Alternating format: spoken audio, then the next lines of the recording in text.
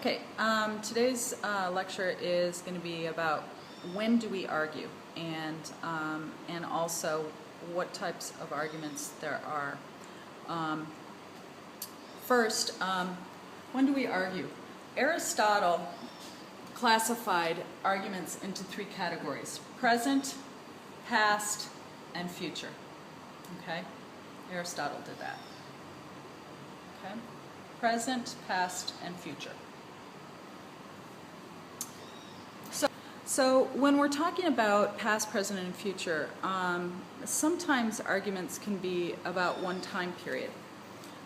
They can spill over into another time period. For example, we can talk about using plastics, the invention of plastics in the 1950s.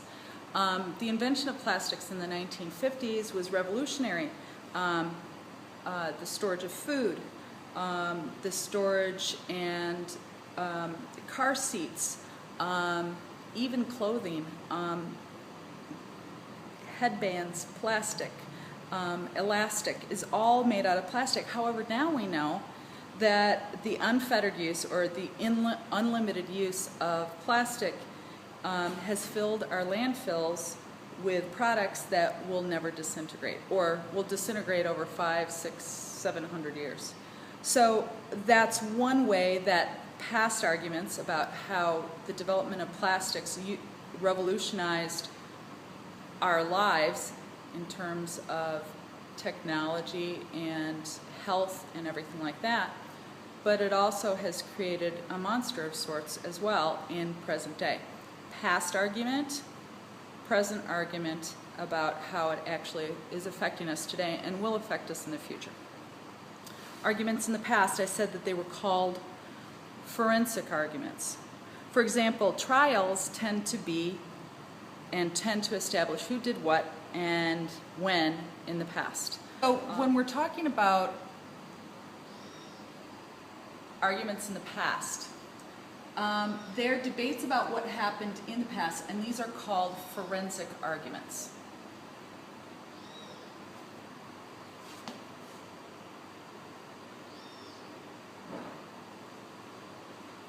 Forensic arguments rely on evidence and testimony to create knowledge and past events, about past events.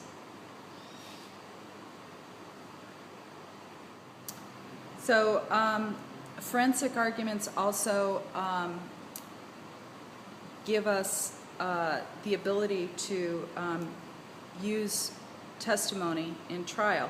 Trials try to establish who did what and when in the past, and that in essence is forensic argument.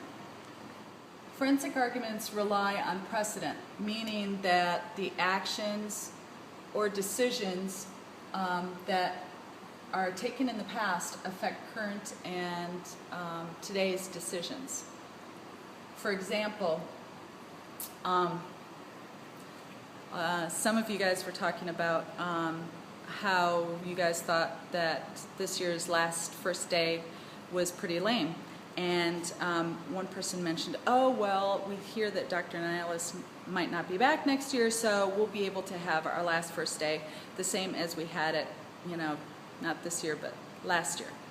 And the problem is with that is that the actions and decisions that are taken in the past always affect the future. So in forensic argument, the argument is going to be for, let's say Dr. Niles actually does leave.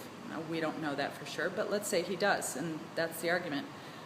That actually the past action, it's been considered not appropriate to have kids come to school drunk and spend all weekend drinking.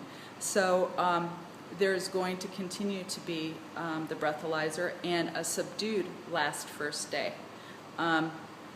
It will be interesting. You guys will have to see next year. Forensic evidence relies heavily on cause and effect.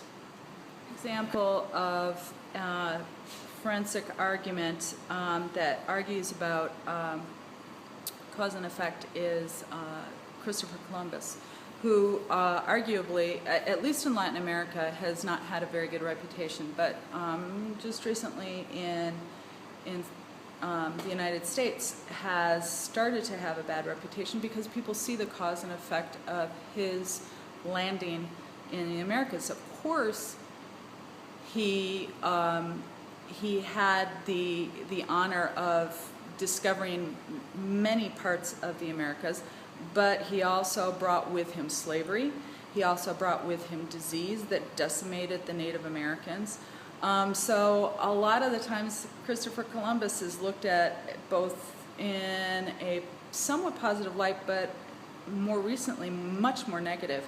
And the cause and effect of what he did is a typical forensic argument, which relies heavily on cause and effect. Finally, sorry about that. Finally, forensic arguments also argue about character or reputation. An example of that is Che Guevara. Che Guevara, you see his face everywhere. It's all over the United States. It's spray painted. People wear his t-shirts. And people forget what a controversial, polarizing, meaning negative or to positive person he was perceived as being in the 1950s. And nowadays, as opposed to being viewed as the Marxist communist that he was in the 1950s, people view him as an agent of change rather than the polarizing or controversial figure that he is. So that is arguments about the past. Arguments about the future, these are called deliberative arguments. For example, Congress is called a deliberative body because they deliberate or argue about things that can affect the future. Congress, legislatures, that kind of thing. Deliberative arguments often rely on forensic arguments, how the past has influenced the present or will influence the future.